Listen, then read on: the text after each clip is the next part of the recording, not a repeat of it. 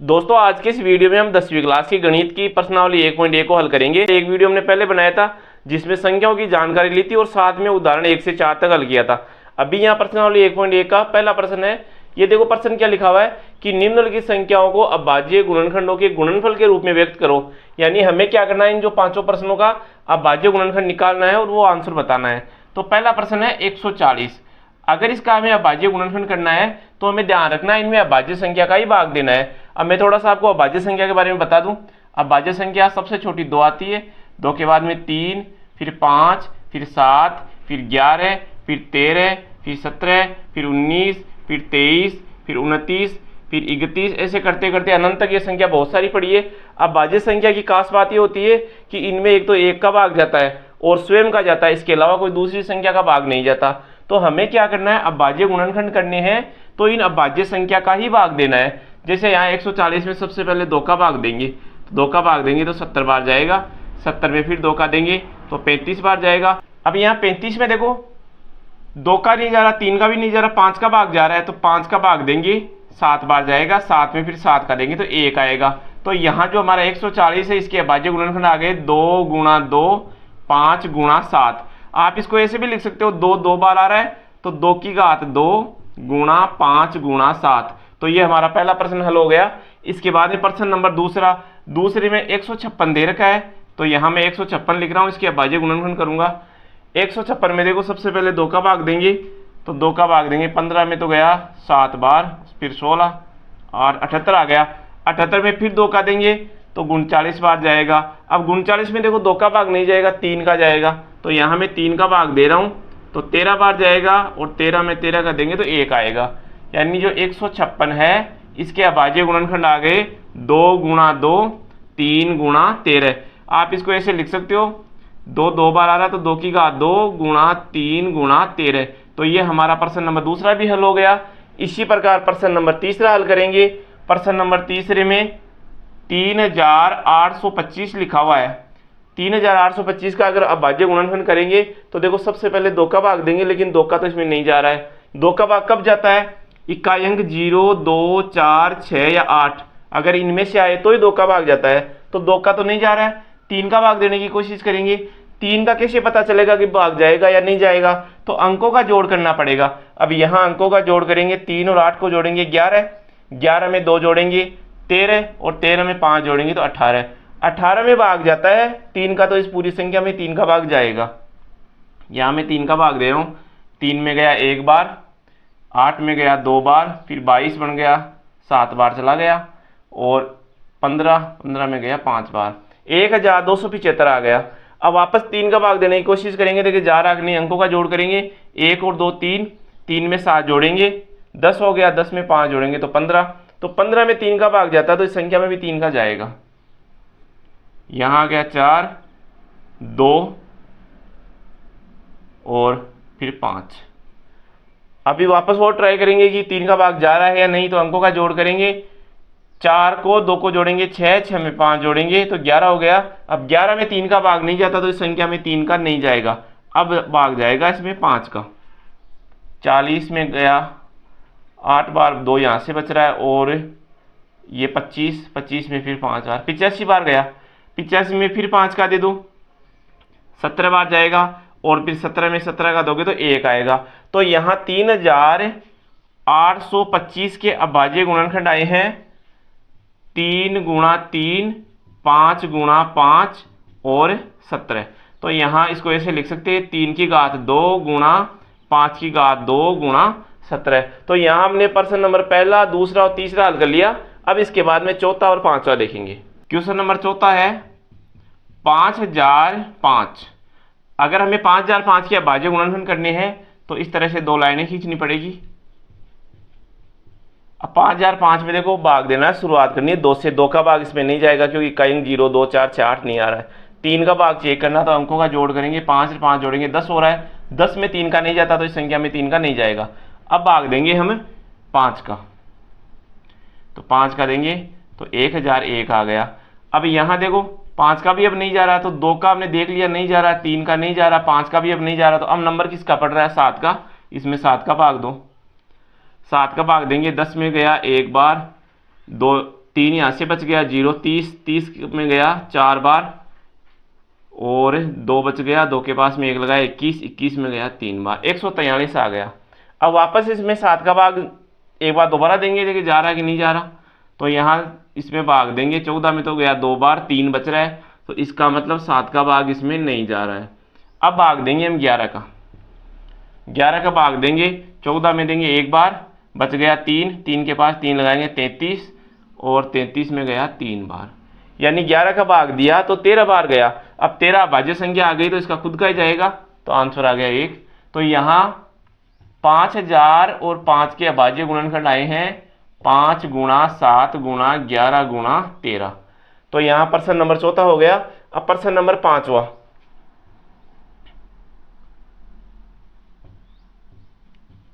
पांचवें के अभाज्य गुणनखंड करेंगे तो देखो यहाँ शुरुआत 2 से करनी है, 2 का भाग इसमें नहीं जा रहा है, 2 का भाग नहीं जा रहा क्योंकि इक्का अंक 0 2 4 6 8 नहीं आ रहा है। 3 का भाग चेक करना तो अंकों का जोड़ कर लेंगे, अंकों का मैं जोड़ कर रहा हूँ। 7 और 4 11, 11 में फिर 2 जोड़ेंगे 13, 13 में 9 जोड़ेंगे तो 22।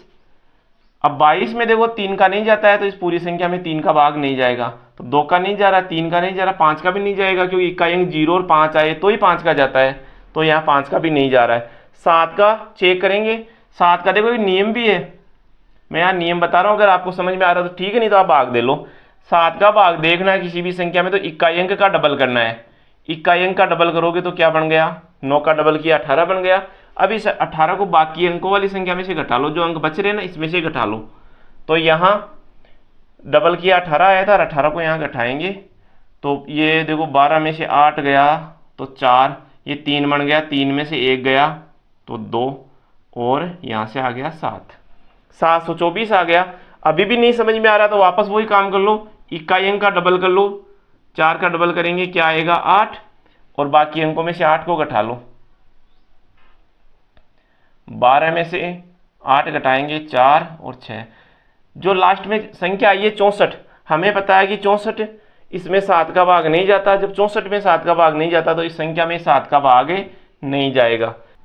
इसमें देखो 7 का भाग नहीं जा रहा, यहाँ तक हमने देख लिया भाई 7 तक तो कोई भाग नहीं जा रहा। 11 का चेक करेंगे कि इसमें 11 का भाग जाएगा या नहीं जाएगा। तो 11 का देखो नियम है, 11 का नियम ये है कि इधर इकाई अंक की तरफ से एक पहला अंक ले, पहले के बाद दूसरे को छोड़कर तीसरा अंक ले, फिर आगे और है तो और ले लो, फिर एक एक अंक को छोड़ छोड़ कर ऐसे अंक लेना है और उनका जोड़ करना है। तो यहाँ तो ये संख्या ही छोटी सी है, तो 9 और 4 को जोड़ेंगे तो जोड़ कितना आया 13 आ गया। इसी प्रकार जो ये तो देखो विषम स्थान पर अंक है और आगे अब जोड़ेंगे सम स्थान वाले अंक, यानी जो अंक छूट गए ना उनका भी जोड़ करेंगे।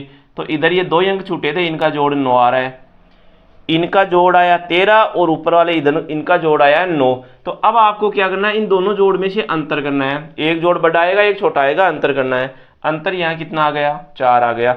अगर ये अंतर 0 आ जाए या फिर 11 आ जाए या 22 आ जाए या 33 आ जाए, कहने का हम लोग 11 का गुणज आ जाए, या तो 0 आना चाहिए या 11 का गुणज आ जाए, ऐसी कंडीशन में तो 11 का भाग जाएगा और अगर ऐसा नहीं आ रहा तो 11 का भाग नहीं जाएगा। अभी हमारा अंतर 4 आया है, इसका मतलब इस संख्या में 11 का भाग नहीं जाएगा। तो 11 तक पता चल गया भाई 11 का भाग इसमें नहीं जाएगा। अब इसके बाद में इस संख्या में 13 का भाग जाएगा या नहीं जाएगा, इसका भी देखो एक नियम है, मैं यहाँ नियम बता दूं। अगर नियम समझ में आ रहा तो ठीक है, नहीं तो आप भाग देख लो। अगर किसी भी बड़ी संख्या में 13 का भाग चेक करना है कि पूरा पूरा जाता है या नहीं, तो उसका नियम यही है कि इकाई अंक का 4 गुणा करो, और इकाई अंक का 4 गुणा देखो मैंने यहाँ कर लिया, तो 9 का 4 गुणा करेंगे तो 36 आएगा। अब इस 36 को क्या करना, बाकी जो अंक बच रहे हैं इनमें जोड़ दो।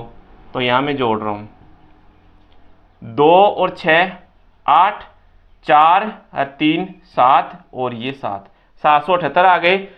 अभी भी नहीं पता चल रहा है कि इसमें 13 का भाग जा रहा है या नहीं जा रहा, तो वापस ये काम दोबारा दोहरा लो, इकाई अंक को 4 से गुणा कर लो और 8 को 4 से गुणा करोगे तो 32 आएगा। अब जो बाकी अंक बच रहे इसमें 32 जोड़ लो, यहां आ गया 9 और यहां आ गया 10। अब जो 109 आ रहा ना, ये 13 के फाड़े में नहीं आता, यहां से तो समझ में आ रहा है भाई 109 है, ये 13 के फाड़े में नहीं आता, यानी इसमें 13 का भाग नहीं जाता। तो जब इसमें 13 का भाग नहीं जाता तो इस पूरी संख्या में 13 का भाग नहीं जाएगा। तो 13 तक समझ में आ गया भाई, इस संख्या में 2 से लेकर 13 तक किसी भी संख्या का भाग नहीं जा रहा है। अब नंबर पड़ेगा 17 का। तो 17 का मैं नियम बता दूं, 17 का क्या नियम है, 7 4 2 9। जब भी आपको 17 का नियम चेक करना है तो आपको क्या करना है, इकाई अंक को 5 से गुणा करना है। 13 वाले में तो 4 से गुणा किया था, इसमें 5 से गुणा करना है। देखो या तो नियम याद रह जाएंगे, नियम याद नहीं रहता तो सीधा तरीका है भाग देने का, भाग देकर चेक कर लो। लेकिन मेरे को नियम पता है तो मैं बता रहा हूं आपको। यहां इनका गुणा कितना आया, 45 आया। तो अब आपको क्या करना, बाकी जो अंक बच रहे उसमें से 45 कम कर लो। 13 वाले में जोड़ा था, इसमें क्या कर लिया, घटा लिया। तो यहां पर घटाएंगे, देखो इधर से उधार लेंगे, 12 में से 5 कम करेंगे 7, ये बन गया 3, इधर से उधार ले लिया 13, 13 में से 4 कम करेंगे तो 9, हरिया आ गया 6। अब 697 का नहीं पता चल रहा है कि अभी भी इसमें भाग जाएगा या नहीं 17 का, तो वापस ये काम रिपीट कर लो दोबारा। इकाई अंक को 5 से गुणा कर लो, और इकाई अंक को 5 से गुणा करोगे, 7 को 5 से गुणा करोगे तो 35 आएगा। अब क्या करना है, 35 को यहाँ घटाना है। मैं घटा रहा हूं, यहाँ 9 में से 5 कम करेंगे 4, 6 में से 3 कम करेंगे तो 3। अब जो लास्ट में संख्या आई है ना 34, यहां समझ में आ रहा है कि ये 34 तो 17 से कटता है, यानी 17 का भाग इसमें जाता है। तो जब इसमें जाएगा तो पूरी संख्या में 17 का भाग जाएगा, यानी इसके अभाज्य गुणनखंड में सबसे पहले 17 का भाग देना पड़ेगा, इससे छोटी और कोई संख्या है ही नहीं। तो 17 का भाग देंगे, देखो 76 में तो देंगे तो 4 बार जाएगा, 68 आ गया। अब 76 में से अगर 68 घटाएंगे तो यहाँ से उत्तर निकल गया 6, अंतर 6 आ गया। 6 के पास में मैं 2 लगाऊंगा तो संख्या बनेगी 62। अब 62 में भाग जाएगा 17 का 3 बार, 17 × 51, और 51 को यहाँ घटा लेंगे तो यहाँ आ गया 11। 11 के पास में आगे वाला अंक 9 उतारेंगे तो संख्या बन गई 119, और 119 में 17 का भाग 7 बार जाता है तो यहाँ आ गया 7। ठीक है, अब इसमें यहाँ 17 का भाग दिया था तो संख्या आ गई 437। अब वापस ट्राई करेंगे 17 का भाग जाएगा या नहीं जाएगा। तो संख्या जो 437 है, 17 का भाग चेक करने का मैंने तरीका अभी बताया, इकाई अंक का 5 गुणा कर लो। इकाई अंक का 5 गुणा किया तो यहाँ संख्या आ गई 35, और इस 43 में से 35 को घटाएंगे तो उत्तर 8 आ रहा है। अब जो अंतर 8 आया, इसमें 17 का भाग नहीं जाता, तो जब इसमें नहीं जाएगा तो इस संख्या में भी भाग नहीं जाएगा। तो अब इसमें 17 का नहीं जा रहा है, तो अब हमें क्या करना है, 19 के भाग देने की कोशिश करनी है। मैं 19 का भाग दे रहा हूँ, 19 का भाग देंगे 437 में, तो देखो 43 में तो गया 2 बार, 38 आ गया। भाई 19 का फाड़ा 2 बार बोलेंगे 38 होगा, बचेगा यहाँ से 5, और 5 के पास में 7 लगाओगे तो 57 बनेगा। 57 में भाग जाता है 3 बार। अब लास्ट में जो संख्या आई है 23, ये भाज्य संख्या आ गई, तो इसमें तो केवल खुद का ही भाग जाएगा, तो लास्ट में उत्तर आ गया 1। तो यहाँ हमारा 4729 के अभाज्य गुणनखंड आए हैं 17 × 19 × 23। तो यहाँ हमारा पहला प्रश्न हल हो गया। अब इसके बाद में प्रश्न नंबर दूसरा देखेंगे। अब देखो यहाँ पर मैंने प्रश्न नंबर दूसरा लिखा है, और प्रश्न नंबर दूसरा ये है कि पूर्णांकों के निम्नलिखित युग्मों के HCF और LCM ज्ञात करो। पहले तो हमें क्या करना है, इन दोनों संख्या के HCF और LCM निकालने। इसके बाद में आगे क्या बोला है, तथा इसकी जांच कीजिए कि दोनों संख्याओं का गुणनफल HCF और LCM के गुणा के बराबर है। यानी हमें क्या करना है, इन दोनों संख्या का गुणा करना है, वो गुणा HCF और LCM के गुणा के बराबर आना चाहिए, तो वो भी हमें जांच करके बताना है। तो सबसे पहले हम क्या करेंगे, इनके अभाज्य गुणनखंड करेंगे, और अभाज्य गुणनखंड करके HCF और LCM निकालेंगे। यहाँ देखो 26 में 2 का भाग देंगे तो 13 बार जाएगा, 13 में 13 का दोगे तो 1 बार जाएगा। यहाँ 91 में 7 का भाग दोगे 13 बार जाएगा, 13 में फिर 13 का दे दो 1 बार जाएगा। तो 26 के अभाज्य गुणनखंड तो आए 2 × 13, और 91 के अभाज्य गुणनखंड आए 7 × 13। यहाँ देखो दोनों का HCF निकालेंगे, तो HCF में क्या करना है, दोनों के अभाज्य गुणनखंड में जो कॉमन आ रहा है वो लेना है। तो यहाँ कॉमन देखो दोनों में 13 आ रहा है, तो HCF तो दोनों संख्या का 13 आ गया। और इसके बाद में अगर LCM निकालना है तो LCM में देखो क्या करना, जो कॉमन आ रहा वो भी लेना है, और जो अंक छूट रहे, जो संख्या छूट गई, इनको भी लिखना है। तो मैंने इनको लिख दिया, और यहाँ इन सब का गुणा करेंगे। 13 का गुणा 2 से करेंगे 26 आएगा, 26 को 7 से गुणा करेंगे तो आंसर आएगा 182। तो यहाँ 26 और 91 का HCF तो 13 निकल गया, LCM 182 आ गया। अब हमें क्या करना है, दोनों संख्या का पहले गुणा करना है, वो क्या उत्तर आ रहा है, और उसके बाद में HCF और LCM का गुणा करना है। सबसे पहले मैं यहाँ जांच कर रहा हूँ, तो यहाँ पहले लिखेंगे दोनों संख्याओं का गुणा। अब दोनों संख्याओं का गुणा करेंगे तो यहाँ 26 को और 91 को गुणा करेंगे, तो यहाँ 26 और 91 को मैं गुणा कर रहा हूँ, 54, 5, 18, 18 और 5 23, 6, 6, 3, 2, 2366। तो इनका गुणा आ गया 2366। इसको लिख दिया मैंने समीकरण 1। अब इसके बाद में HCF और एलसीएम का गुणा करेंगे। अब HCF तो अभी कितना आया था, 13 आया था, तो यहाँ लिख दिया 13, और एलसीएम अभी आया था हमारे पास 182, तो यहाँ लिख दिया 182। अब 13 का और 182 को अलग से गुणा कर रहा हूँ। यहाँ 6, 24, 2, 13, 2, 5, 2, 8, 1, इनका गुणा देखो यहाँ आ गया 2366। 2366। तो दोनों संख्या का गुणा भी 2366 आया है, और HCF और एलसीएम का गुणा भी 2366 आया है। इसको लिख दिया मैंने समीकरण 2। तो यहाँ आप लिखेंगे समीकरण 1 व समीकरण 2 से दोनों संख्याओं का गुणा बराबर HCF गुणा एलसीएम। तो दोनों बराबर आ रहे, तो यहां हमारा ये काम हो गया। उत्तर की इसकी जांच हो गई भाई, HCF और एलसीएम सही आया या नहीं। तो पहला प्रश्न तो यहां पर हमने कर लिया। अब इसके बाद में प्रश्न नंबर दूसरा और तीसरा आगे अभी करेंगे। अब देखो हम प्रश्न नंबर दूसरा हल करेंगे। दूसरे में एक तो संख्या दे रखी है 510 और एक संख्या दे रखी है 92। पहले हमें क्या करना है, इनके अभाज्य गुणनखंड करना है अलग अलग, क्योंकि जब भी HCF और एलसीएम बताना होता है तो पहले सबसे पहले अभाज्य गुणनखंड होता है। इसमें देखो 2 का भाग देंगे, तो इसमें 2 का भाग गया, यहाँ 2, फिर 11 बन गया, 11 में गया 5, 255।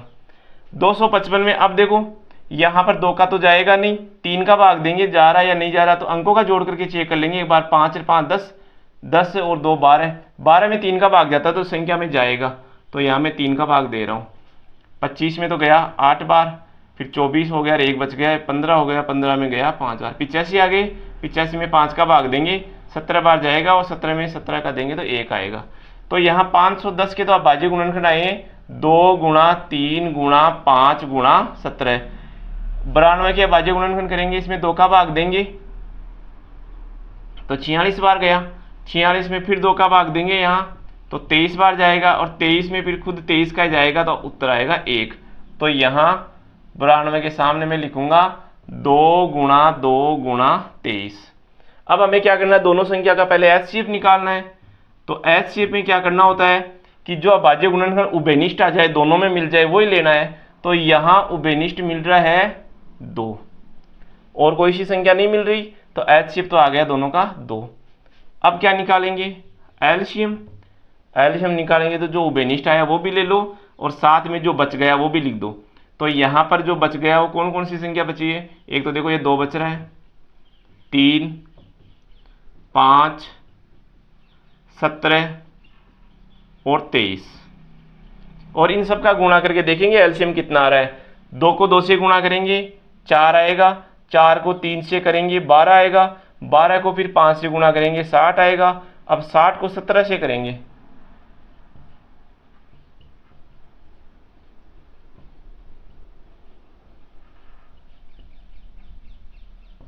एक 1020 आ गया। 1020 को फिर 23 से गुणा करेंगे, 0 6 0 3, फिर यहाँ 0 4 0 2, 0 6 4 3 2। तो एलसीएम आया इनका 23,460। यहाँ मैंने लिख दिया 23,460। तो HCF और एलसीएम तो निकल गया। अब इसके बाद में हमें क्या करना है, HCF और एलसीएम की जांच करनी कि सही आया या नहीं आया। तो इसके लिए क्या करना पड़ेगा, सबसे पहले दोनों संख्या का गुणा, दोनों संख्याओं का गुणा। अब दोनों संख्या का गुणा करेंगे, वो संख्या कौन कौन सी है, एक तो संख्या है 510 और एक संख्या है 92। यहां देखो मैं गुणा कर रहा हूं 510 को और 92 को, 0 2 10, 0 9 45, 0 2 9 6 4। ये उत्तर आया है हमारा 46,920।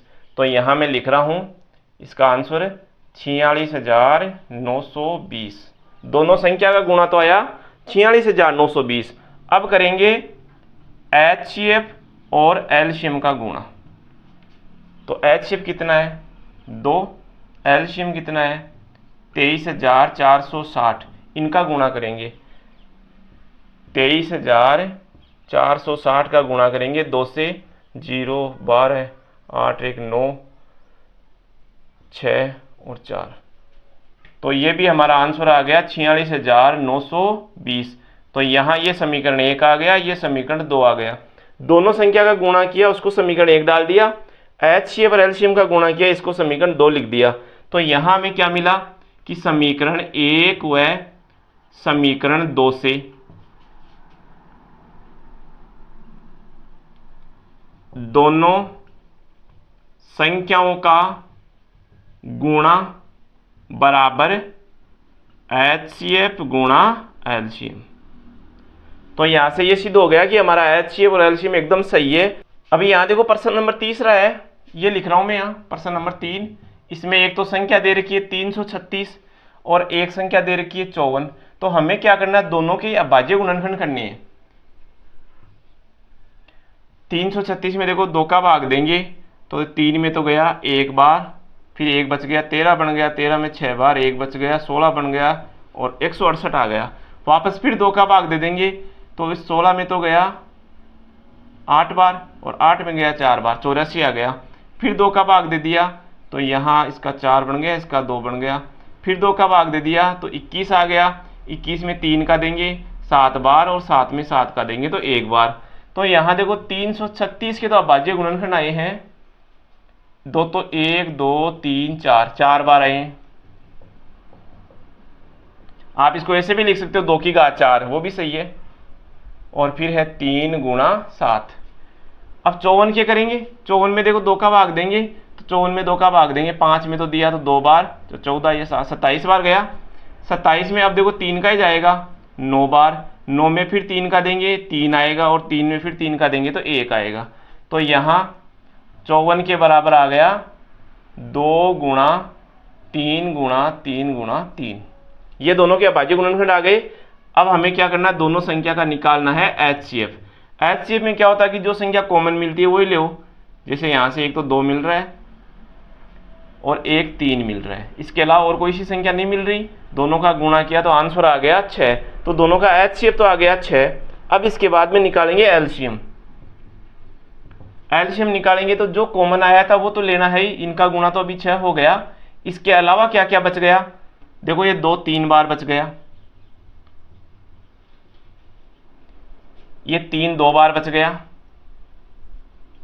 और एक ये 7 बच गया। इनका गुणा कर लेंगे तो यहाँ देखो 6 को 2 से गुणा करेंगे 12, 12 को 2 से गुणा करेंगे तो 24 आएगा, 24 को 2 से गुणा करेंगे 48 आएगा। अब 48 को 3 से गुणा कर रहा हूँ मैं यहाँ, 48 गुणा 3 144। 144 को फिर 3 से गुणा करेंगे 12 हासिल की 1, 12 और 13 हासिल की 1, 3 और 1 4, 432 आ गया। अब 432 को फिर 7 से गुणा कर लो, 14 हासिल की 1, 21 और 1 22 हासिल की 2, 28 से 2 30, 3024 आया है। इनका एलसीएम आया है 3024। तो दोनों संख्या का HCF और एलसीएम निकाल लिया। अब जांच करेंगे कि HCF और एलसीएम सही है या नहीं। तो हमें क्या करना है, जब भी जांच करनी है तो पहले हमें दोनों संख्या का गुणा करना है। तो मैं लिख रहा हूं यहां दोनों संख्याओं का गुणा। अब दोनों संख्याओं के गुणा में देखो क्या क्या है वो संख्या, एक तो है 336 और एक है 54। इनका गुणा करेंगे पहले कितना आ रहा है, तो यहां मैं गुणा कर रहा हूं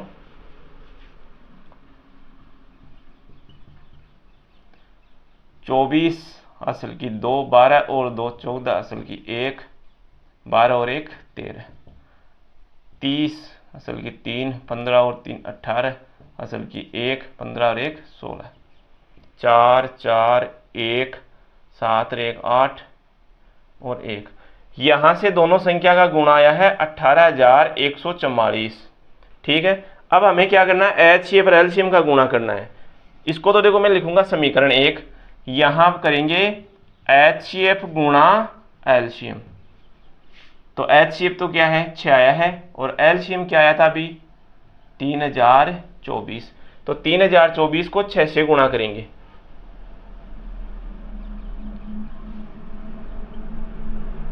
24 असल की 2, 12 और 14 असल की 1, 6, 0, 1 आ गया और ये आ गए 18। तो यहां से बन गया 18,144। तो देखो यहाँ दोनों संख्या का गुणा भी 18,144 आया है, और HCF और LCM का गुणा भी 18,144 आया है। इसका मतलब HCF और LCM एकदम सही है। तो यहाँ आप लिखेंगे समीकरण 1 व समीकरण 2 से दोनों संख्याओं का गुणा बराबर HCF गुणा LCM। तो यहां से जांच हो गई, यहाँ इसके तीनों प्रश्न कर लिए। अब इसके बाद में प्रश्न नंबर तीसरा करेंगे। यहाँ देखो प्रश्न नंबर तीसरे में भी वही बात है, अभाज्य गुणनखंड विधि द्वारा निम्नलिखित पूर्णांकों के HCF और LCM निकालने। दूसरे प्रश्न में दो संख्या का HCF और LCM निकाला था, इसमें 2 की जगह संख्या 3 आ गई। तो काम तो देखो वही रहेगा, हमें क्या करना है, उन सभी संख्या के अभाज्य गुणनखंड करने हैं जिनके HCF और LCM निकालने हैं। तो यहाँ मैं इनके अभाज्य गुणनखंड करूंगा। पहले प्रश्न में देखो जो 12 लिखा है, तो 12 के अभाज्य गुणनखंड करेंगे, 2 का भाग देंगे 6 बार जाएगा, 6 में फिर 2 का देंगे 3 बार जाएगा, और 3 में 3 का देंगे तो 1 बार जाएगा। 15 में देखो 3 का भाग देंगे तो 5 बार जाएगा, और 5 में फिर 5 का देंगे तो 1 बार जाएगा। 21 में 3 का भाग देंगे 7 बार जाएगा, और 7 में फिर 7 का भाग 1 बार चला गया। तो यहाँ सबसे पहले मैं 12 के अभाज्य गुणनखंड लिख रहा हूँ। 12 के आए हैं 2 गुणा 2 गुणा 3। यहाँ 15 के क्या आए हैं 3 गुणा 5, और 21 के 3 गुणा 7। अब तीनों संख्या का हमें HCF निकालना है, तो तीनों में जो संख्या कॉमन आ रही है केवल वही लेनी है, इसके अलावा नहीं लेनी। जैसे यहाँ इसमें 3 मिल रहा है, इसमें 3 मिल रहा है, इसमें 3 आ रहा है, तो ये तो आ गया आपका HCF 3 आ गया। 3 के अलावा और कोई सी संख्या नहीं मिल रही, तो यही आ गया। अब LCM निकालना है, तो LCM में क्या करना, जो उभयनिष्ठ आया था वो तो लेना है ही, इसके अलावा जो बच गई वो संख्या भी ले लो। तो देखो ये 2 बच रहा था, 2 बार वो लिख दिया, फिर 5 लिख दिया और 7 लिख दिया। अब इनका गुणा कर लेंगे, 3 का गुणा 2 से करेंगे 6 आएगा, 6 को 2 से गुणा करोगे तो 12 आएगा, 12 को फिर 5 से गुणा करोगे 60 आएगा, और 60 को फिर 7 से गुणा करना है, तो यहाँ 420 आ जाएगा। तो दोनों का LCM कितना आ गया 420। तो यहाँ HCF तो 3 निकला है और LCM आया है 420। अब इसके बाद में प्रश्न नंबर दूसरा, इसको हल करेंगे। अब यहाँ देखो प्रश्न नंबर दूसरे में जो तीनों संख्या दे रखी है वो खुद अभाज्य संख्या ही है, जैसे 17, 23 और 29। इनमें खुद का ही भाग जाता और किसी का ही नहीं जाता। तो अगर मैं 17 के अभाज्य गुणनखंड लिखूंगा तो इसमें तो ये आएगा 1 गुणा 17। इसके अभाज्य गुणनखंड करने की जरूरत ही नहीं है, क्योंकि ये तो खुद अभाज्य संख्या है। अगर 23 के करेंगे तो 23 में आएगा 1 गुणा 23, और 29 में क्या आएगा 1 गुणा 29। अब हमें क्या करना है, तीनों संख्या का निकालना है HCF। तो HCF में देखो कुछ भी कॉमन नहीं है, केवल 1 ही कॉमन है, तो यहाँ HCF आ गया 1। और अब निकालना है इनका LCM।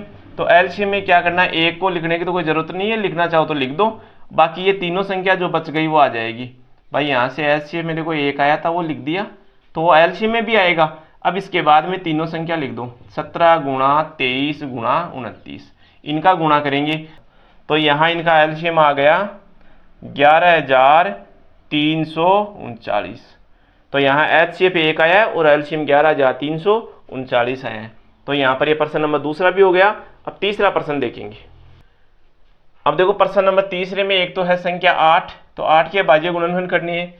एक संख्या है 9, तो 9 के अभाज्य गुणनखंड करने हैं। और एक संख्या है 25, तो 25 के अभाज्य गुणनखंड करने हैं। 8 में देखो 2 का भाग दोगे तो 4 बार जाएगा, 4 में फिर 2 का दोगे 2 बार जाएगा, 2 में 2 का भाग दोगे तो 1 बार जाएगा। 9 में आप 3 का भाग दोगे तो 3 बार जाएगा, और 3 में फिर 3 का दोगे तो 1 बार जाएगा। यहाँ पर 25 में 5 का भाग देंगे तो 5 बार ही जाएगा, और 5 में फिर 5 का दिया तो 1 बार गया। तो 8 के अभाज्य गुणनखंड तो आए 2 गुणा 2 गुणा 2। 9 के अभाज्य गुणनखंड आए 3 गुणा 3, और 25 के अभाज्य गुणनखंड आए 5 गुणा 5। अब हमें क्या करना है, तीनों का पहले निकालना है HCF। तो HCF में क्या करना पड़ता है, जो कॉमन आए वो ही लेना, लेकिन यहाँ तो कोई कॉमन है ही नहीं, तो जब कॉमन नहीं है तो उत्तर आएगा 1, क्योंकि सब में कुछ भी कॉमन नहीं तो 1 तो है ही। इसके बाद में क्या निकालेंगे, LCM। अब LCM में क्या करना है, ये सभी संख्या को लिखना है, तो जैसे 2 गुणा 2 गुणा 2 करूँगा तो 8 ही तो आएगा, यहाँ 3 गुणा 3 करेंगे 9 आएगा, और यहाँ से 25 आएगा। कहने का मतलब तीनों संख्या को आपस में गुणा कर लो, LCM आ जाएगा, क्योंकि इनमें कुछ उभयनिष्ठ है ही नहीं अभाज्य गुणनखंड में। तो यहाँ से आंसर निकल गया 1800। तो यहाँ HCF 1 आया और LCM आया 1800। अब यहाँ प्रश्न नंबर 4 देखो क्या दे रखा है कि HCF है 306 और 657 का 9 आ रहा है। दो संख्या है 306 और 657 जिसका HCF 9 दे रखा है। अब ये बोला इन दोनों संख्या का LCM भी निकालो, तो हमें पता है कि अगर हम HCF और LCM का गुणा करते हैं तो उन दोनों संख्या के बराबर आता है। अब वो दोनों संख्या कौन कौन सी है, 306 गुणा 657। ये केवल दो संख्या में लागू होता है कि दो संख्या का HCF और LCM का गुणा करोगे तो वो गुणा दोनों संख्या के बराबर आएगा। अब यहाँ HCF कितना दे रखा है, 9, तो यहाँ आ गया 9 गुणा LCM बराबर 306 गुणा 657। अगर हमें LCM निकालना है तो ये गुणा वाला 9 इधर भाग में आ जाएगा, तो 306 गुणा 657 और भाग 9 का लग गया। अब देखो आप इनका गुणा करके फिर भाग 9 का दे लो, या फिर इस 9 का भाग डायरेक्ट किसी संख्या में दे लो। जैसे 306 से कट रहा है यहाँ तो आराम से काट सकते हैं, 306 में भाग देंगे 9 का, तो 9 3 27 बच गया 3 और 6 उतार लिया 4, 34 बार गया। ये दोनों कटकर यहाँ आ गया 34।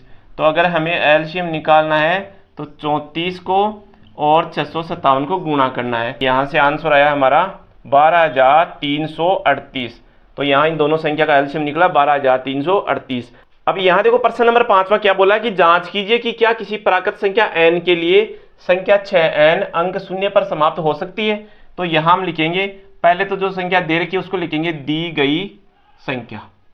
तो यहाँ दी गई संख्या क्या है, 6n।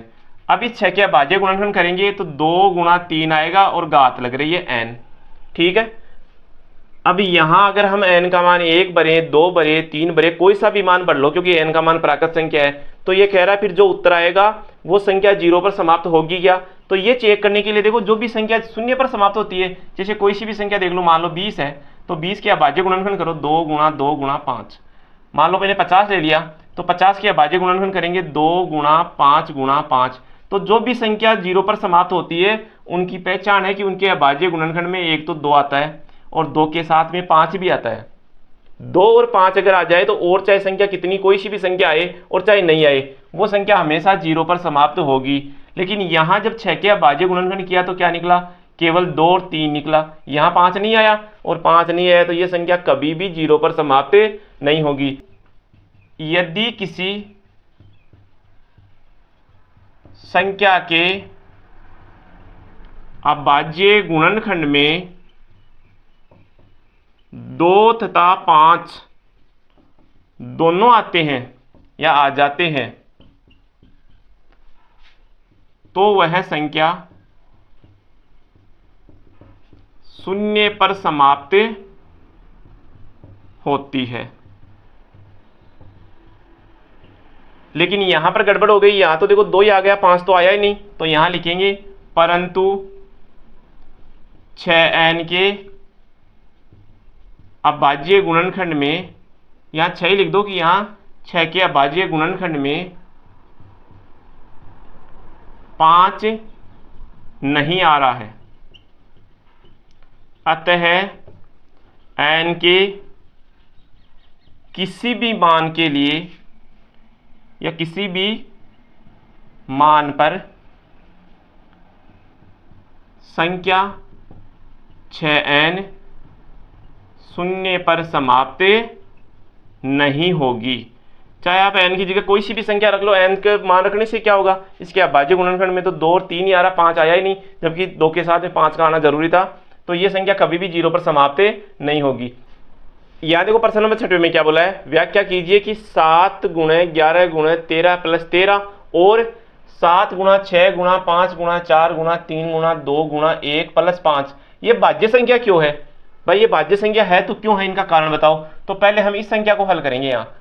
यहाँ मैं लिख रहा हूँ 7 गुणे 11 गुणे 13 प्लस 13। यहाँ पर देखो जो गुणा हो रहा है ना, ये अकेला एक पद है पूरा और ये अलग पद है, तो इन दोनों में से देखिए तो 13 कॉमन आ रहा है, क्योंकि 13 यहाँ भी मिल रहा है, 13 यहाँ भी मिल रहा है। तो मैं 13 को बाहर निकालूंगा तो यहाँ क्या बचेगा, 7 गुणा 11 प्लस 1, क्योंकि ये 13 बाहर चला गया। अब यहाँ 7 को और 11 को गुणा करोगे तो क्या आएगा 77, और इसमें आप 1 जोड़ोगे तो यहाँ से क्या बन गया 13 गुणा 78। अब 13 को और 78 को गुणा कर लो तो यहाँ कोई ना कोई संख्या आ जाएगी, जबकि हमें संख्या नहीं लेनी, इतना ही रहने दो एक बार। अब इसके बाद में यहाँ देखो, ये देखो पूरा एक पद है, इसको देखोगे तो ये पूरा एक है और ये एक पद अलग है, तो इन दोनों में से मैं 5 को बाहर निकाल रहा हूँ। तो जब 5 को बाहर निकालूंगा तो यहाँ क्या बचेगा, 7 गुणा 6 गुणा 4 गुणा 3 गुणा 2 गुणा 1 और प्लस 1। ठीक है, अब यहाँ इनका गुणा करेंगे, 7 को 6 को गुणा करो 42, 42 को फिर 4 से कर लो, तो 42 को 4 से गुणा करेंगे 8, 168, 168 को फिर 3 से गुणा कर लो 24 असल की 2, 18 और 2 20 असल की 2 और 5, 504 आ गया। 504 को फिर डबल कर लो, 2 से गुणा कर लो तो ये आ गया 1008, और 1008 को 1 से गुणा करोगे तो यही रहेगा। फिर इसके बाद में इसमें 1 जोड़ लो, यानी यहाँ से 1008 प्लस 1 हो गया, तो 5 गुणा 1009। अब यहाँ देखो हमने दोनों संख्या को अलग अलग हल कर लिया। इसमें तो क्या आया 13 गुणा 78 आया है, और यहाँ पर आया 5 गुणा 1009। तो ये देखो एक भाज्य संख्या है, क्योंकि इसमें देखो एक से ज्यादा गुणनखंड आ रहे हैं, एक से ज्यादा गुणनखंड आ रहे हैं, तो ये भाज्य संख्या है और ये भी भाज्य संख्या है। तो यहाँ थोड़ा इसका कारण लिख देंगे, यदि किसी संख्या में एक से अधिक गुणनखंड आ जाए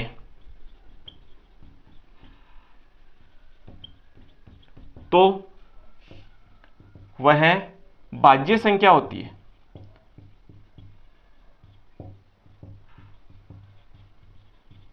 भाई अब भाज्य संख्या देखो क्या होती है, अब भाज्य संख्या में केवल खुद का ही भाग जाता है। जैसे मान लो 23 है तो 23 के टुकड़े करोगे तो क्या आएगा 1 गुणा 23 आएगा। उसमें एक तो गुणनखंड में क्या आता खुद आती है वो संख्या, और एक आता है। जबकि यहाँ देख रहे हो तो यहाँ दोनों ही अलग अलग संख्या है, और अलग अलग संख्या है तो ये जरूर दोनों ही संख्या भाज्य संख्या है। तो भाज्य संख्या की पहचान होती है कि उसके आप गुणनखंड करोगे तो 1 से ज्यादा निकलेंगे। आप यहाँ और इसको बढ़ा सकते हो और भी ज्यादा आ जाएंगे, लेकिन 2 तो आए गई ना, तो दोनों ही संख्या भाज्य संख्या हो गई। अब यहाँ देखो प्रश्नावली 1.1 का लास्ट प्रश्न है, 7वां जो थोड़ा बड़ा लिखा हुआ है। प्रश्न ये है कि किसी खेल के मैदान के चारों ओर एक वृत्ताकार पथ है। कोई खेल का मैदान है जिसके चारों ओर इस तरह से वृत्ताकार कोई रास्ता है, पथ है। इस मैदान का एक चक्कर लगाने में सोनिया को 18 मिनट लगते हैं। मान लो सोनिया नाम की वो लड़की है जो एक चक्कर लगा रही है, तो उसको 18 मिनट लगते हैं पूरा एक राउंड लगाने में। इस जगह से सोनिया मान लो चालू हुई और पूरा एक चक्कर लगाएगी तो इसको समय लगेगा 18 मिनट। ठीक है, और क्या बोला है, जबकि इसी मैदान का एक चक्कर लगाने में रवि को 12 मिनट ही लगते हैं। अब रवि है वो थोड़ा तेज दौड़ रहा है, इसको 12 मिनट ही लग रहे हैं। मान लीजिए कि वे दोनों एक ही स्थान और एक ही समय पर चलना प्रारंभ करते हैं और एक ही दिशा में चलते हैं, तो कितने समय बाद वो पुनः प्रारंभिक स्थान पर मिलेंगे। जैसे दोनों यहाँ से चालू कर दिए, इसी जगह से सोनिया चलने लग गई और यहीं से रवि, और दोनों एक ही दिशा में जा रहे हैं। ये भी ध्यान रखना, दोनों एक ही दिशा में जा रहे हैं। तो रवि तो एक चक्कर 12 मिनट में लगाएगा और सोनिया 18 मिनट में लगाएगी। तो इस तरह से वो दोनों दौड़ते जा रहे हैं, दौड़ते जा रहे हैं। ये कह रहे हैं कि वो वापस कब मिलेंगे एक ही जगह। तो यहाँ हम एक काम ऐसे कर लेंगे कि पहले 18 के भाज्य गुणनखंड कर लेंगे और 12 के भी अलग से भाज्य गुणनखंड कर लेंगे। तो देखो 18 में सबसे पहले 2 का भाग देंगे, 9 बार जाएगा। 9 में 3 का भाग देंगे, 3 बार जाएगा, और 3 में फिर 3 का दे लिया तो 1 बार गया। इसी प्रकार 12 में क्या करेंगे, 2 का भाग देंगे, 6 बार जाएगा। 6 में 2 का देंगे, 3 बार जाएगा। 3 में 3 का देंगे तो 1 बार जाएगा। 18 के भाज्य गुणनखंड आए 2 गुणा 3 गुणा 3, और 12 के भाज्य गुणनखंड आए हैं 2 गुणा 2 गुणा 3। अब हमें क्या करना है, इन दोनों का एलसीएम लेना है। यहाँ मैं एलसीएम ले रहा हूँ, तो एलसीएम में क्या करना पड़ता है, पहले जो उभयनिष्ठ है वो ले लो। उभयनिष्ठ जैसे 2 है और 1 ये 3 है, ये ले लो। अब इसके बाद में जो बच गए वो भी लिख दो, जो बच गए वो भी लिख दिए, और इन सब का गुणा करेंगे। तो 2 को 3 से गुणा करेंगे 6, 6 को 2 से गुणा करेंगे 12, और 12 को 3 से गुणा करेंगे 36। यानी वो 36 मिनट बाद में दोनों प्रारंभिक स्थान पर वापस आ जाएंगे। अब वो कैसे आएंगे, जैसे मान लो सोनिया यहाँ से चालू हुई और 18 मिनट में एक चक्कर लगाया और 18 मिनट में फिर एक चक्कर लगाया, तो सोनिया जब 2 चक्कर लगाएगी तो इसको 36 मिनट लग जाएंगे। लेकिन ये रवि तो 12-12 मिनट के हिसाब से जा रहा है, तो ये एक चक्कर 12 मिनट में लगा देगा, फिर एक चक्कर वापस 12 में, एक चक्कर फिर 12 में। तो कहने का मतलब ये 36 मिनट में 3 चक्कर लगा लेगा और दोनों अपने एक ही स्थान पर आ जाएंगे। तो यहाँ इनका उत्तर आया है 36 मिनट। तो यहाँ हम लिख सकते हैं कि सोनिया और रवि दोनों प्रारंभिक स्थान पर 36 मिनट के बाद में मिलेंगे। तो आज की इस वीडियो में हमने प्रश्नावली 1.1 को पूरी कंप्लीट कर लिया है। प्रश्न नंबर 1 से लेकर 7 तक पूरे कंप्लीट कर लिए हैं और आगे के वीडियो में आगे वाली प्रश्नावली के प्रश्न हल करेंगे। वीडियो अगर आपको अच्छा लगा तो इसको लाइक कीजिए और चैनल को सब्सक्राइब जरूर कीजिए। धन्यवाद।